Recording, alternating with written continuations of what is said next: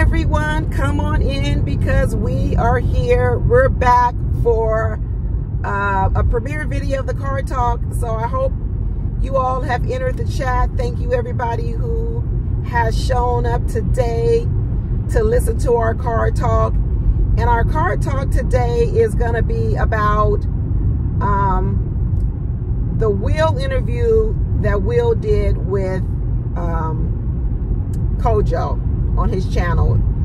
If you haven't had a chance to check it out, be sure to check it out. He did the video actually a while ago. I don't know, maybe about a week and a half ago, but I was just able to finish it.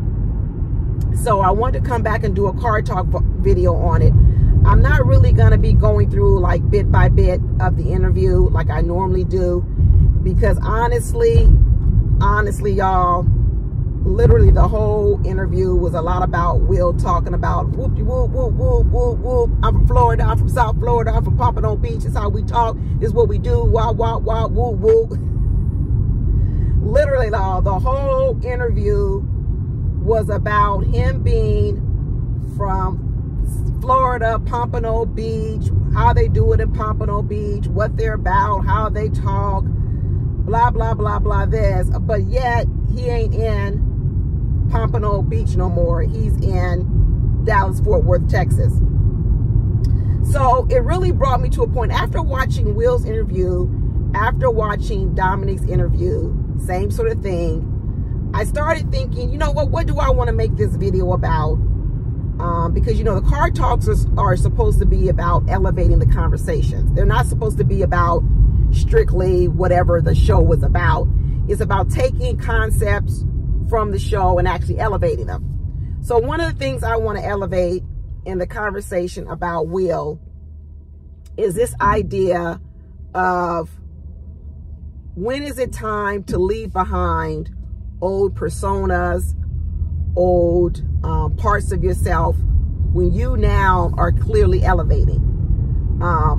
One thing I can say about the interviews I've watched so far with Will and with Dominique, these are two people who came from the hood, as they explain. They're from the street, from the bottom to the top, I get it. But yet here they are rising to the top, but they've held on to so much from their past that I feel it weighs them down. I know the last interview with Dominique, I kept telling him he needs to get rid of these curse words. And instead of him just listening and taking it in, he decided to drop down the comments and call me and other people grandmas and old MFs. So what I want to talk about this video is about why the Wills of the world, why the Dominics of the world haven't really made that change from saying, yeah, I'm from the bottom, from the top. Yeah, this is a part of me. Part of the way I grew up made me who I am. It's giving me my grit. It's giving me my passion. It's giving me, you know, this street sense on how to navigate the world, how to navigate, you know, even just working with people. A lot of good things came out of it. But how do you shed those bad parts of that world so then you can combine the good parts of that world with the good parts of where you are and you can elevate? It has to do with change. It has to do with being able to change, being able to adapt to your new environment. You know, a lot of ways, you know, even we can flip this on not just men, it's women too. It's about how do you go from where you were to where you're going and where you are, but making sure that, of course, you hold on to the essence of who you are, but you also make sure you get rid of old habits. And I can tell you that from that interview with Will, I feel like there are a lot of old habits that might have served him well, maybe up until now. But so now that you're moving into this new space, this new elevation where God wants to take you, sometimes there's not room for some of the old things. Maybe sometimes you need to make room for the new things. And a lot of ways how this video I'm talking about is almost like sometimes people think it's selling out, right? Well, I don't want to leave too much behind of me from the past, because the past people, the past things, the past ways, that helped me be who I am today. That's true. So do they look at it as selling out? Do they look at it as selling out? Is it a selling out when you decide, hey, I'm going to leave some old stuff behind, some old ways, some old thoughts, some old habits, and I'm going to exchange them for some new ways, some new thoughts, some new habits that are more appropriate to where I am? Because if you just be the same person in new environments, then what can happen is you may not be as successful in that new environment as you could be. Does it mean you won't be successful? No, it doesn't mean that. But it might mean that you're not as successful. So in a lot of ways, what I'm talking to Will about and Dominique is about rising up. It's about leaving some old ways behind and adapting and adopting some new ways, and not dealing with people the way you might have dealt with them back when you were on the corner drinking a 40, smoking a blunt, you know, with your homeboys and stuff like that, and dealing with people a little different way. Because I think both Will and Dominique are smart men. You have to be smart to have accomplished some of the things that they've accomplished. You have to have a level of intelligence. Sure, it may not be all street smart or book smarts. Maybe it's a combination of book smarts and street smarts. And in fact, I often believe that some of the best business people are a good combination of street smarts and book smarts. I do. I think oftentimes if you lean too heavy to one way or the other, I think sometimes you're not as well-rounded. But so part of my video, because I know this is a long intro, is going to be about selling out. Is selling out always so horrible? You know, it's kind of in that same vein when we were talking about settling. Remember, I was talking about the women, I don't want to settle, I don't want to settle. And I was, in a lot of ways, when women say they don't want to settle, it's kind of the same as when, say, you sometimes hear men say they don't want to sell out. They from the hood, they don't want to sell out. Well, both of them, not settling and selling out, both have very negative connotations. Settling, as I've gone over before, is this thing that you're not getting what you want, that it's somehow a betrayal to yourself, that you're selling for something that's not going to be good for you. Not that settling could be good. It has a negative connotation. The same way I think people think of selling out, where, oh, I sold out. I left these old ways behind. I left habits that maybe are good in the old neighborhood, and now I'm a sellout. And I think they have these negative connotations, but I think they can also be chains on people. So now these people are stuck being committed to not being these sort of characters that people have told them they need to be. Oh, I can't settle. That means I have low self-esteem. That means, no, settling means you're adapting to your new environment. Okay? When I talked about settling with women, and I say, you know what, maybe in the older days, it was easier to find a man who could provide 100% for his family. Things were less costly, of course. So things were less costly. You could, you know, you could get along with living off of one paycheck. It was easier. There wasn't private school. There weren't all these other, there weren't cell phones. You didn't have an internet charge. You didn't have all of these bills that you have now.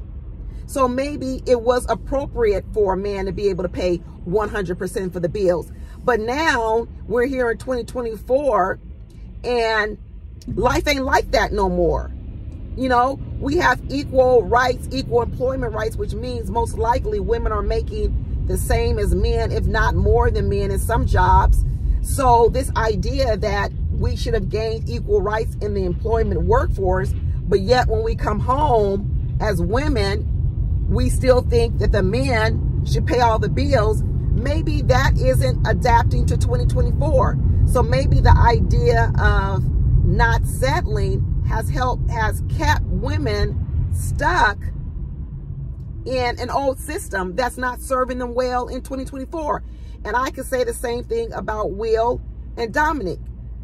Maybe their old system of where they came before, although it has helped them in some ways, maybe there's levels that they can go to where not selling out of the old ways is harming them here in 2024.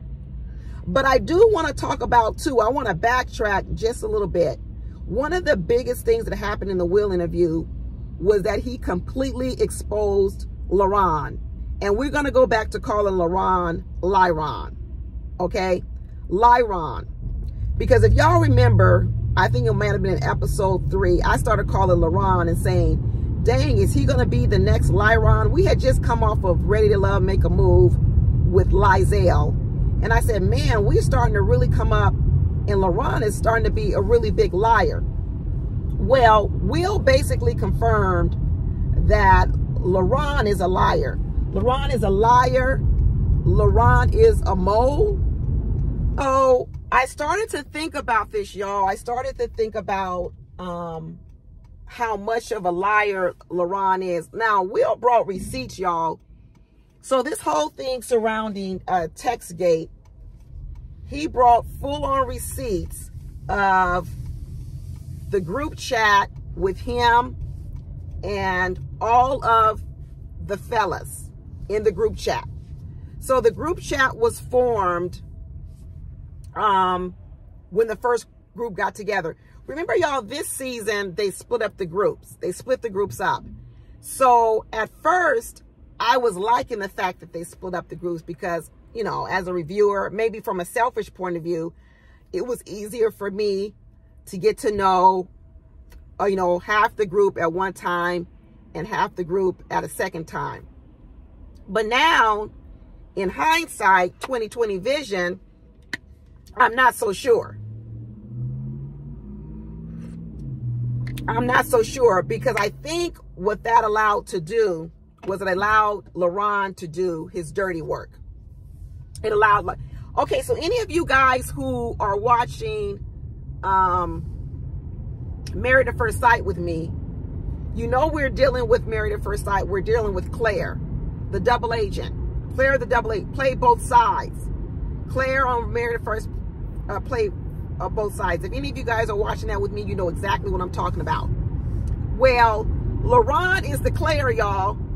Lyron is Claire. So any of you don't know Married at First Sight, let me tell you what LaRon is doing as exposed by Will. When they first came on the show, they formed this group chat, which was of all the men. And all the men from the first group were in the chat. Now, I also want to look at how Ready to Love broke up these people. What criteria did Ready to Love producers use to break up these groups? Now that I know Lyron is a mole, and what Lyron was doing was he was pretending to be the friend of the men, but yet he was selling out the men to the women. Okay? That's what he was doing. He was in the group chat pretending to be a friend of the men, but what he ended up doing was he ended up going back and feeding the women information and selling out the men to the women because he wanted to win.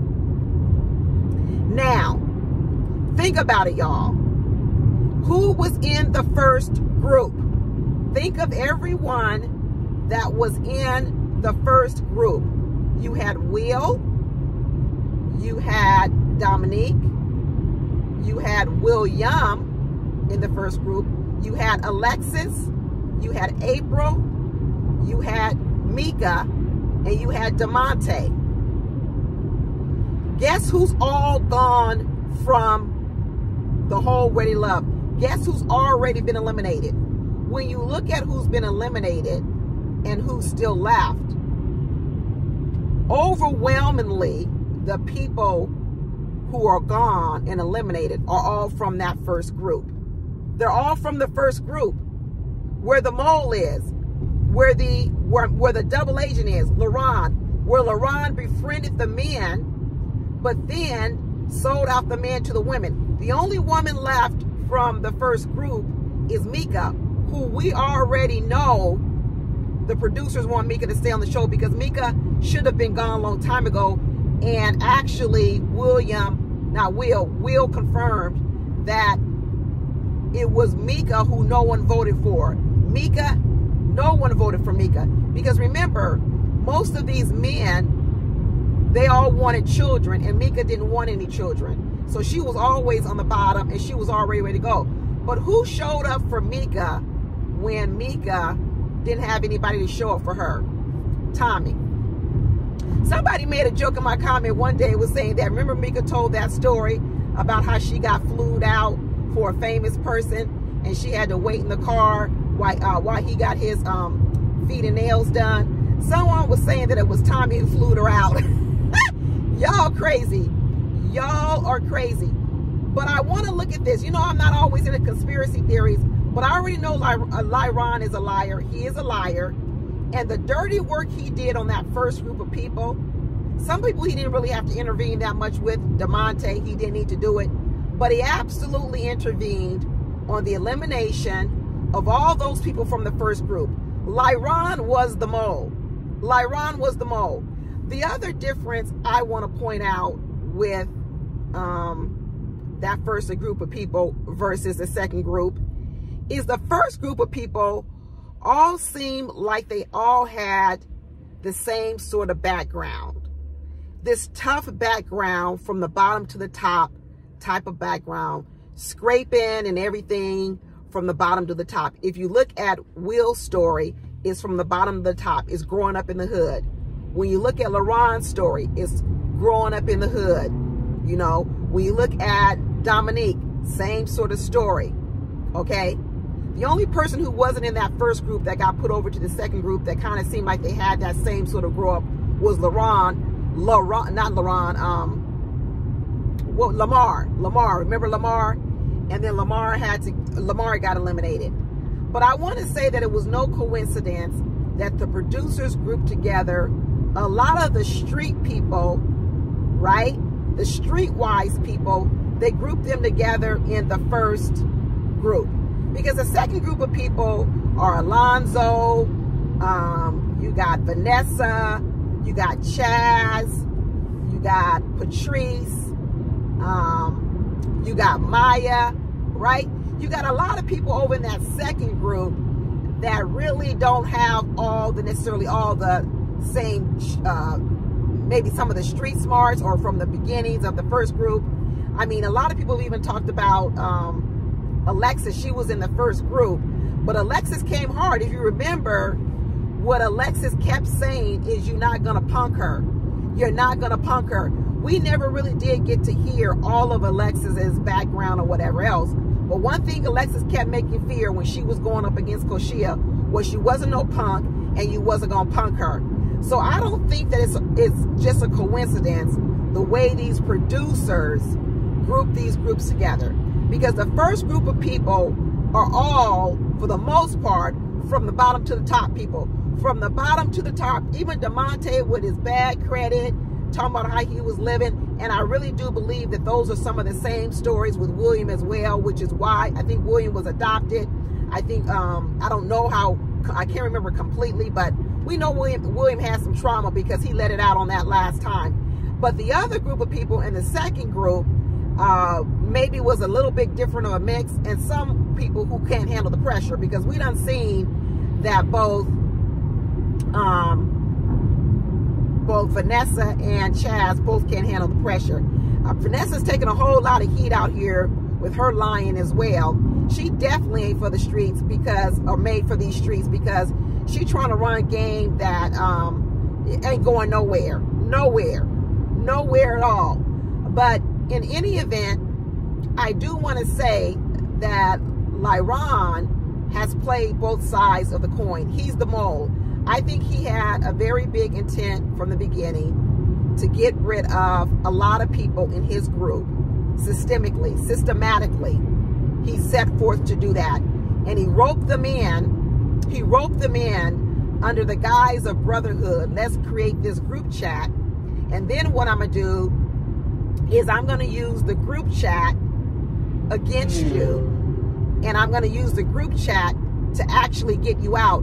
And in the group chat, it was actually Lyron that was saying that he was ready for Mika and he was okay with Koshia going. In the end, when you looked at the text messages that Will presented, the text messages that were presented weren't of Will or William or Dominique or anyone else saying, let's get rid of Koshia and Mika. It was actually Lyron that was saying it. It was Lyron. But then what he did was he would go back to the women and say that it was other men who were doing it. Now, I tell you this about Alexis as well. A viewer of mine, I'm going to put it up when I get ready to upload this video. I'm going to put it up, so it should be on the screen right now. A viewer of mine sent me this Facebook post from Alexis when she was kicked off. And Alexis tells the story, if you guys are reading it right now, of the fact that she was not the initiator of the mess with the ladies, but what she was she responded to it. And if you're reading it right now, and I can't read it because I'm doing this video in my car, but in the Facebook post, what she's actually saying is that she was recorded by ladies. She was recorded. So what she's saying is she was recorded, and then that person took that recording and gave it to other men so that those men would want to be voting her off. Now, who would be the woman that was recording Alexis, right? First of all, you would think it's Koshia. But who is Koshia's ride or die in this game? It was Mika. It was Mika. Mika and Koshia were thick as thieves. So if you see Mika, you see Koshia. If you see Koshia, you see Mika. So if I'm going to go back to this whole thing going on, where this first group of people developed some molds, some strategies, I want to say that the two people who developed it are going to be Mean Mika and Liar Laron and Mean Mika. And I will put my money on that the person who recorded Alexis had to have been Mika or Koshia.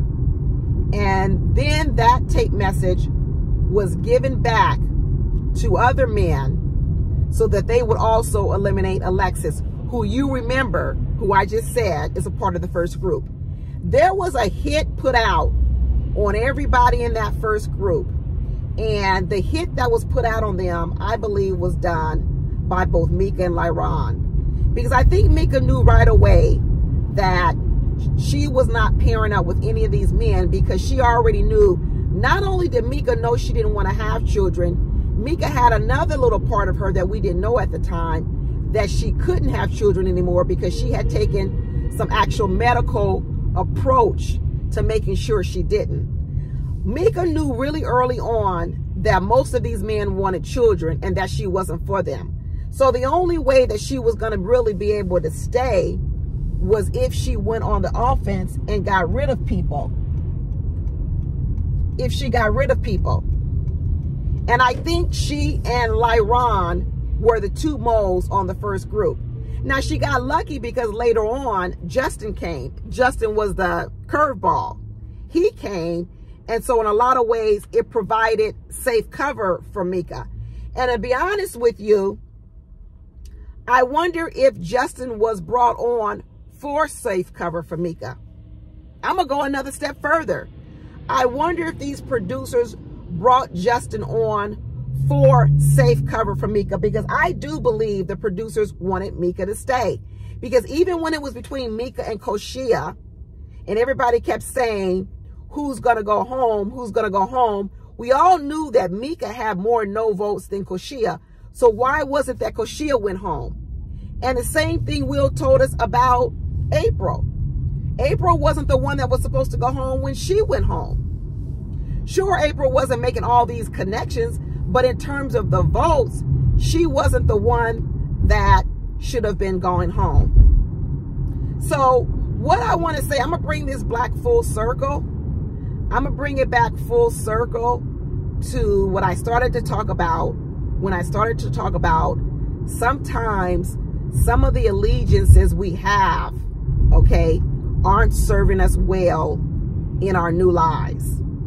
And some of the old paradigms, old sayings, old habits, old ways of viewing things, sometimes those old ways, those people from your neighborhood, those people from your old life, they really aren't your friends in your new life.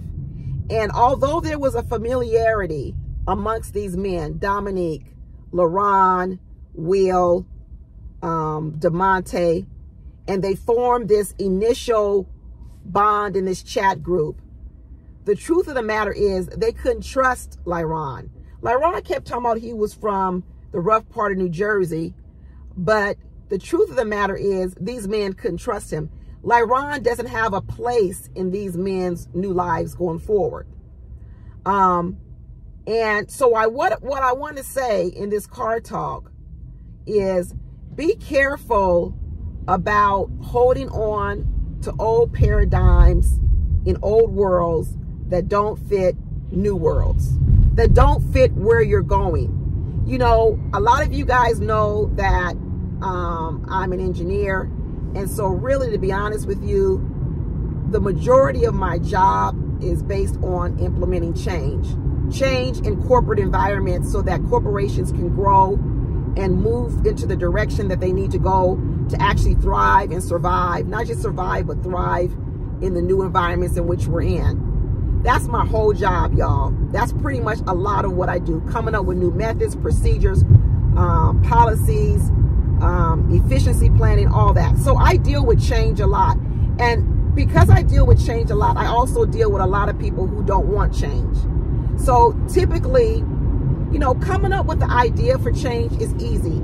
Implementing change is the hardest thing, because coming up with the ideas for change is just, as an engineer, I deal with a lot of facts, figures, numbers, truths, real stuff, right? Real data. But applying that data to people is where the real challenge happens. Because in order to implement change, the people who are going to actually be doing that change have to also want to do the change and accept the change. And one of the things that oftentimes when I find people who are resistant to change, I say, I understand that it's new.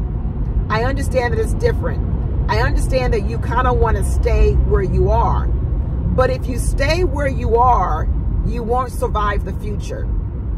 You won't survive the future. You see, I understand that change can be scary. I understand that change may make you feel uncomfortable. But if you do not embrace change, if you do not embrace new times, you will be left behind. And when I say, when I talk about women with settling, and people say, I don't want to settle, a lot of women who aren't settling, what's happening to you is you're getting left behind. You're actually not changing and adapting to the new world. You're still hanging on to an old world that doesn't exist. And as a result, you're getting left behind. You're not going to be able to partake in the new world because you're holding on to old beliefs, old paradigms, old ways of looking at things. You know, everybody knows I'm of an older generation, okay? I'm of generation Gen X. That's what I am, Gen X. I'm not a boomer, okay? So when I look at people of my generation, and you look at how they may butt heads with, say, Gen Zs or millennials, one of the things you often hear from them, from boomers or even Gen X, is that the new generation, they don't work as hard. They're not as diligent. They're not as this. And the new people say, yeah, because we want a better life. We don't want to have to work so hard. We want to also enjoy our life, which I get. So there's trade-offs to everything. My generation, who are a lot of the senior VPs in companies, you know, they're the presidents, they're the CEOs. One of the things I have to do to get them to evolve and say, I understand that this is the way you're used to, but your employees are of a different generation, and your employees are the one doing the work. So you no longer can expect the same amount of output of work that happened years before. So as an engineer, my job is to say that we have to bring in technology and things so that we can do things faster and smarter, because you're not going to get the same output from people that you used to get. You see? So a lot of times people want to staff a position with one person. I say, well, you can't staff it with one anymore. You need two. well, that's putting more costs on the bottom line of the company. It does put more bottom line costs on the company. And you know who's paying for this? We're all paying for it. We're paying for it in inflation. Because if I have to hire 3 people to do what it cost me to do 10 years ago with 2 people or 1 people, then that cost gets passed on. So a lot of the younger generation, although they have, yes, they have a win in that they're maybe not working as hard as, say, the boomers did, or even the Gen Xers did, they're paying for it financially because they have to pay for that extra labor. So that's why things cost a lot more, because before I could pay 1 person to do that, but now I have to pay 3 people. I also know people, I don't want to get into the whole thing about corporate greed and all that. That's a whole nother animal. We know it exists, but just in pure names. But the point, I don't want to get too far off my point. My point is this. I have to tell corporations they too have to change with the time, because if they don't change, they will be left behind. I tell women, it's not settling. It is actually you adapting to your new environment so that you can thrive and survive in your new net. It's not settling. Settling for what? Something old? You want something old, and so now you want your new life to be something old. So if you accept the new, that means you're settling. It's not settling. And the same thing I'm going to say to Will and Dominique, that sometimes they may need to sell out a little bit. It may not be called selling. It may be called selling out. They need to leave behind this vernacular that they use. This thing that Will's talking about. I'm from South Florida. This is how we talk. This is what we do. It doesn't serve you, Will, well where you are now. It doesn't serve you well. It doesn't do for you what it used to do for you when you were in the hood on the corner and he going all like this and all. It doesn't serve you well now. You're not getting the same benefits from it that you used to get from it. Same thing with Dominique. You're not getting the same benefits. It is time to move on. It is time to change. It is time to elevate and stop looking at it, women, as settling. Men, stop looking at it as selling out. Look at it as it's time to elevate. You can hold on to the good parts of those yesteryears that made you who you are today. You should hold on to those good parts. But it's time to shed some of the old parts so you can rise to new heights, so you can be even more successful than you are now. Don't be an enemy of change. Don't be an enemy of change. Be a welcomer of change. Look for opportunity to change and grow, because you cannot grow if you are not willing to change. Anyway, that's it, y'all. That's my car talk for the day. And I hope y'all enjoyed it. Don't forget, if you did make the live and you're not in the chat right now, don't forget to drop down in my comments and let me know what you think. I'll talk to y'all later. Bye.